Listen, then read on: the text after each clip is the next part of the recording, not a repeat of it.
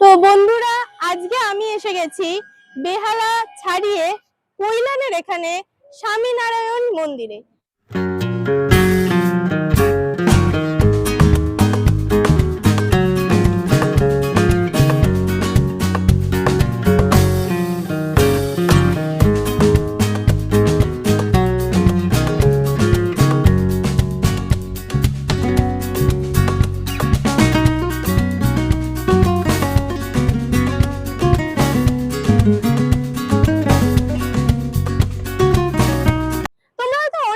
স্বামীনারায়ণ নামটা শুনেছো, স্বামীনারায়ণ মন্দির। তোমরা যদি যারা বেহালার মধ্যে থাকো বা আশেপাশে থাকো, তারা যদি কয়েক ঘন্টার জন্য কোনো ভালো জায়গা, কোনো ভালো তীর্থস্থানে ঘুরতে যেতে চাও, তাহলে বেহালাবাসীর জন্য স্বামীনারায়ণ মন্দির বা ভাষা মন্দির অন্যতম একটা জায়গা। আমরা চলে এসেছি এই স্বামীনারায়ণ টেম্পল আপনাদের ঘোরানোর জন্য।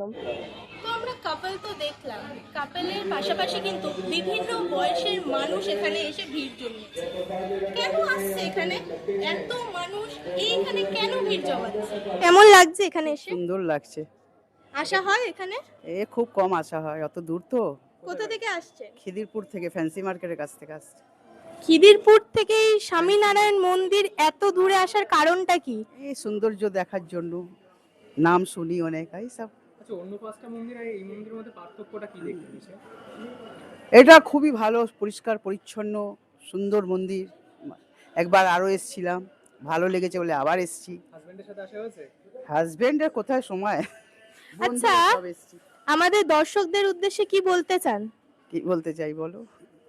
এখানে কি আসার জন্য কি মানুষকে বলতে চান, অনুপ্রাণিত করতে চান? হ্যাঁ, প্রচার করতে চাই। হ্যাঁ, চলো, আমি নিয়ে যাব, ঘুরিয়ে আনবো, এত ভালো লেগেছে আমার। আচ্ছা, এটা কইছেন এখনকার যুগে সবাই রিলেশন আছে, আপনি বেশি রাগেন নাকি আপনার হাজবেন্ড বেশি রাগেন? আমি রাগি। আপনি রাগেন? মানে সবার ক্ষেত্রে একই রাগ? হাজবেন্ডের রাগ নেই।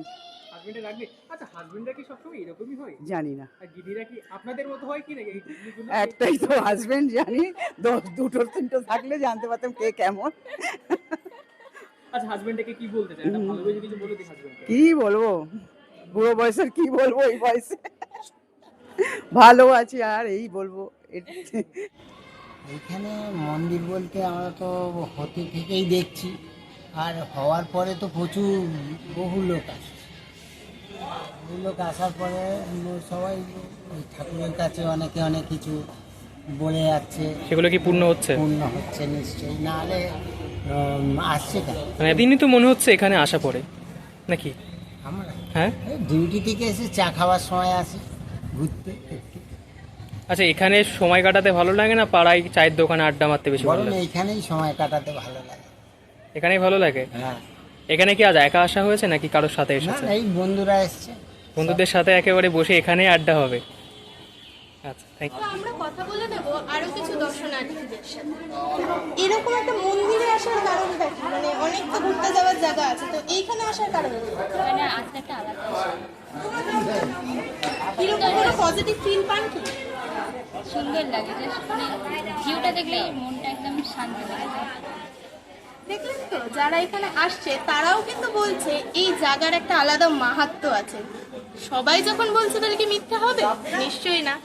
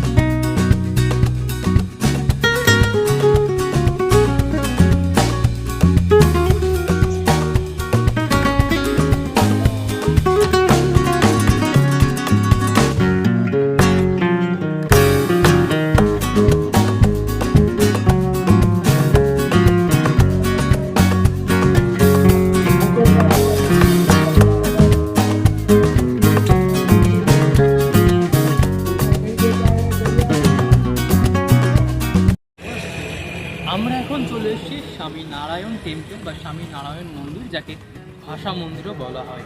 মন্দিরের ওপেনিং টাইম হলো সকাল 8টা, ক্লোজিং টাইম হলো দুপুর 2টো। আবার বিকালবেলা 4টে থেকে রাত 8টা পর্যন্ত খোলা থাকে এই মন্দির। আর যারা কলকাতা থেকে এই মন্দিরে আসতে চাও তারা কিভাবে আসবে বলে রাখি। প্রথমে শিয়ালদা থেকে ট্রেন ধরতে হবে বজবজ লোকাল। শিয়ালদা থেকে বজবজ লোকাল ধরে আসতে হবে মাঝেরহাট, মাত্র 5 টাকা টিকিট লাগবে। মাঝেরহাট থেকে মাঝেরহাট থেকে মেন রোডে আসতে হবে। মেন রোডে আসার পরে বাস ধরতে হবে, রায়চক বাস, ডায়মন্ড হারবারের বাস, আমতলার বাস, যে কোনো বাসে উঠবে। বাসে উঠে বলবে কৈলান মন্দির যাও। একবার বললেই হয়ে যাবে কৈলান মন্দির, মাত্র 20 টাকা ভাড়া নেবে। তাহলে বাসে গেল 20 টাকা, আর ট্রেনে গেল 5 টাকা, 25 টাকা গাড়ি ভাড়া লাগবে এই পর্যন্ত আসতে শিয়ালদা থেকে। এবার তোমাদের বাড়ি যেখানে হোক সেখান থেকে শিয়ালদা আসতে একটা কস্ট লাগে। কেউ হাওড়া থেকে আসবে, কেউ বনগাঁ থেকে আসবে, কেউ বর্ধমান থেকে আসবে, কেউ নদিয়া থেকে আসবে। তো ওপেনিং এবং ক্লোজিং টাইমটা তো আমি বলে দিলাম, এই সময়ের মধ্যে তোমাদেরকে আসতে হবে। আর শিয়ালদা থেকে কীভাবে আসবে বুঝতে পেরেছো। আর যারা দমদম থেকেও আসতে চাও, দমদম থেকে শিয়ালদা যাওয়ারও কোনো দরকার নেই। দমদম থেকে সোজা ধরবে মাঝেরহাট লোকাল, মাঝেরহাট থেকে বাস ধরে এখানে চলে যাবে। এখানে কোনো অটো আছে না, বাস পেয়ে যাবে। বাসে ওই 20 থেকে 25 মিনিট সময় লাগে। তাহলে লোকেশন আমি বুঝিয়ে দিলাম কিভাবে তোমরা আসতে চাও, তবুও আমি লোকেশনটা ডেসক্রিপশানে লিঙ্ক দিয়ে দেবো, সমস্ত কিছু ডেসক্রিপশানে লিখেও দেবো। তোমরা দেখতে পাচ্ছ সামনে ওইখানে যে ছাতা মতো এটা দেখতে পাচ্ছ, ওখান থেকে প্রসাদ বিনিয়োগ করা হচ্ছে। এক প্লেট প্রসাদের দাম 100 টাকা। হ্যাঁ, ওখানে 1 প্লেট প্রসাদের দাম 100 টাকা। তোমরা যদি ডোনেশন দিতে চাও, যে যার মতো দক্ষিণা ওখানে জমা দিতে পারো। তার ঠিক একদম পাশেই আমি ক্যামেরাটা সুমনকে দেখাতে বলবো। সুমন, ঠিক তার পাশে ক্যামেরাটা দেখাও। ওই যে কাউন্টারটা দেখতে পাচ্ছ, ওখানেই জুতো রাখা হচ্ছে। তোমরা চাইলে ওখানে নিজেদের জুতো রেখে ভেতরে ঢুকতে পারো। এর জন্য কোনো পয়সা লাগবে না, জাস্ট একটা টোকেন দেবে, ব্যাস। তবে আরেকটা কথা আমি বলতে চাই, কলকাতার বুকে এরকম জায়গা আমার না সত্যি বিশ্বাসই হচ্ছে না। আমাদেরকে দেখে বিধ্বস্ত মনে হচ্ছে, তাই না? আমরা আসলে দুটো ভিডিও আজকে একদিনে শ্যুট করেছি। একটু প্রেশার পড়ে গেছে, আমার এক্সাম ছিল। সুমন ডিরেক্ট ওর বাড়ি থেকে এসছে, অনেকটা জার্নি হয়েছে। তো এখন আমরা একটু টায়ার্ড হয়ে পড়েছি, তাই জন্য আমরা খেতে বসে তো গেছি। এটা হলো স্বামী নারায়ণ ক্যান্টিন। তোমরা যারা মন্দির থেকে সোজা ক্যান্টিনে আসবে, চাইলে ক্যান্টিনে সব কিছু পাওয়া যায়, ভেজ, সব কিছু ভেজ, ননভেজ কিছু না, সব কিছু ভেজ। প্রসাদ থেকে শুরু করে দেখো, আমরা যেমন নিয়েছি খিচুড়ি, সিঙ্গাড়া আর আছে। সিঙ্গাড়া রয়েছে। 1 প্লেট খিচুড়ি 50 টাকা, 2টো সিঙ্গাড়া নিয়েছে আমাদের 30 টাকা। তো এটা হলো স্বামীনারায়ণ ক্যান্টিন, চাইলে তোমরা একবার এসে ট্রাই করতে পারো।